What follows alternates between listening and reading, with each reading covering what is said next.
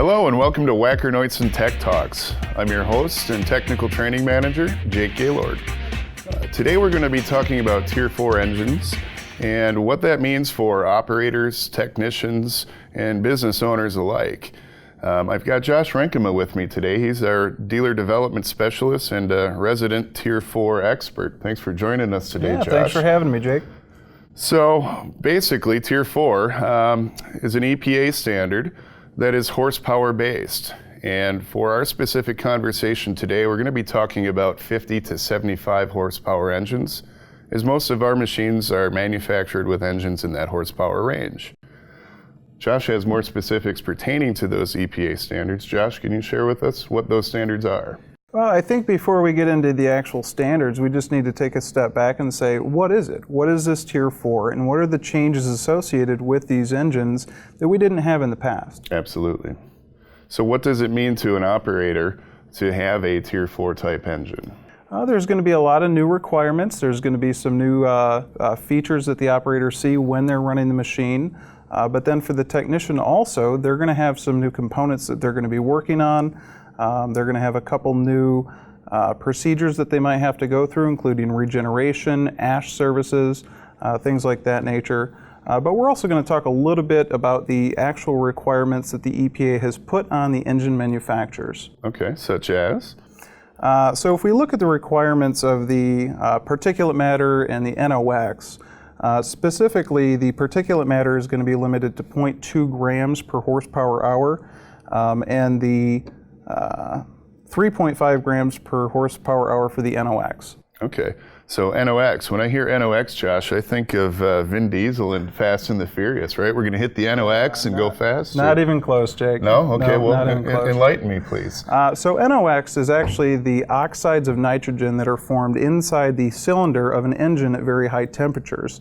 And that comes just from the nitrogen that's in the air and the atmosphere that we breathe. The particulate matter is actually the soot or the black stuff that typically you would see coming out of an old tractor trailer semi-truck. So we're going to roll coal, right? Rolling coal, that's all right. Exactly. But not anymore. Trying to get rid of it. Not anymore. Yep. Okay. So how do we capture that soot and that particulate matter? Sure. So the particulate matter is going to be caught inside the DPF. DPF is a diesel particulate filter. Mm-hmm. What it's doing is it's capturing and storing that soot. Okay. Now, at some point, that soot is going to build up to the point where we're going to restrict the exhaust flow. So we have to take the soot and we actually have to convert it into ash. And the way that we do that is by burning it down. And the primary method is through the DOC. Mm-hmm. So the DOC is the diesel oxidation catalyst, and that assists in burning that particulate matter and soot into ash. Okay. So what does that mean from an operator's perspective? How do I know when I need to perform this procedure, Josh? So there's a couple new symbols that have been introduced, and they are an ISO standard, so all the OEM manufacturers are using these symbols. We're going to go over those in great detail. The three that the operators need to be concerned with are the needs regeneration, okay, the in regeneration, and the cancel regeneration. Okay, so as an operator, when is it okay, or even as a technician, for me to cancel a regeneration process? So there's a couple different scenarios.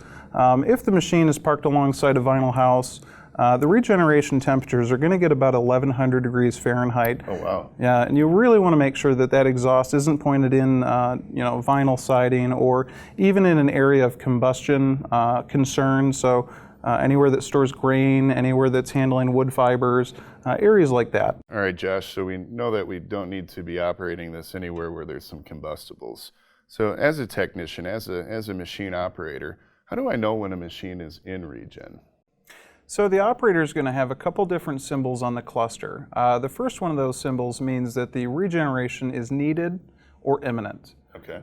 The second is going to be that the regeneration is actually taking place.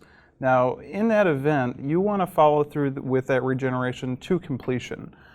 If you don't follow all the way through, the next time that that engine is started up and up to operating temperature, it's going to try to go in again. Okay. So if that goes for too long, there is a possibility that this filter can end up plugging up. Okay, so if I continuously interrupt the regeneration process, Yep. I could plug the filter. What are the ramifications? What are the corrections for that type of situation, Josh? Well, I wanted to also tell you about the third thing that the operator is going to see, and you led into it pretty well. Okay.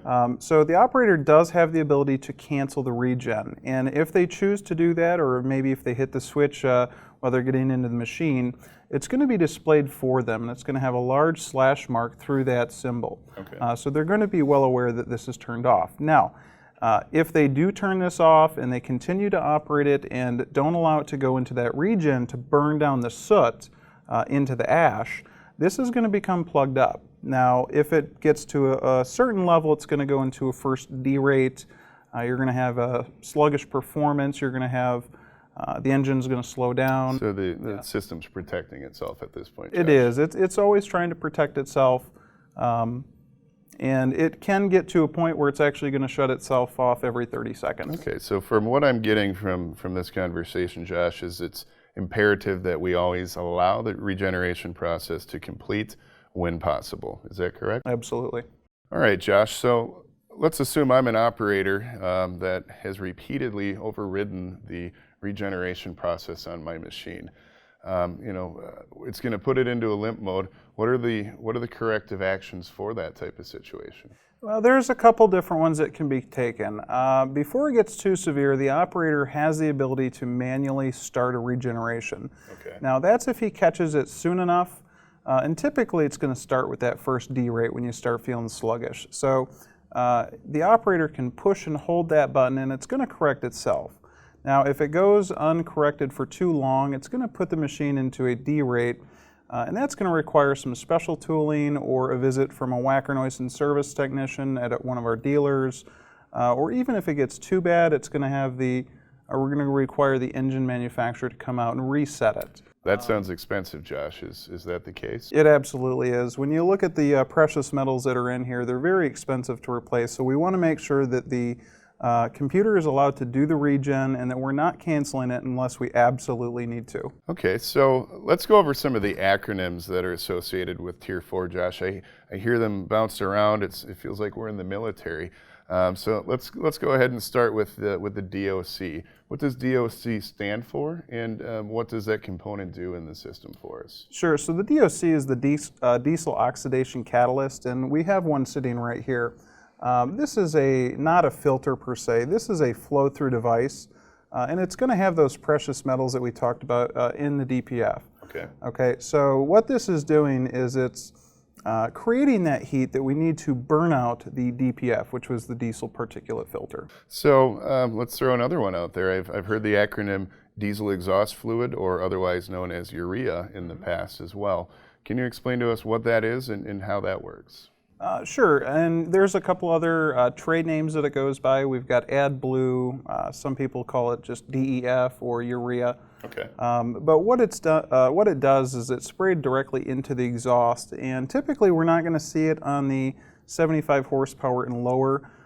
So it's not something that we're going to spend a whole lot of time on, just because there are only maybe one or two machines with it. But it is another component to meeting those EPA emissions with the exhaust. NRS, that's another acronym that I've heard of in the Tier 4 world. Can you explain NRS for us, please? So NRS just refers to the NOx reduction system, and it's more of an overall term used to describe very certain aspects of an engine. Okay. So when we look at, say, a 400 series or an 800 series, they both have an NRS system, but the way that those systems works are completely different. So NRS just broadly speaks about the NOx reduction system. All right, Josh, I even know what EGR stands for. It's exhaust gas recirculation, but can you explain it in more detail in the context of a Tier 4 emission system, please? Sure. So the EGR, the exhaust gas recirculation, takes that exhaust gases that's already been burned, routes them through a cooler, and then back into the intake manifold.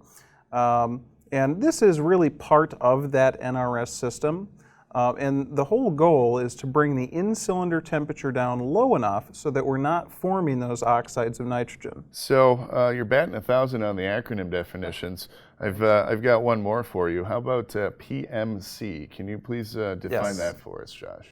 This is a newer term, and it's going to be particulate matter catalyst. We've got an example over here. This is a one-piece design, so it's not necessarily the DOC, which is a flow-through, and it's not necessarily a filtration unit.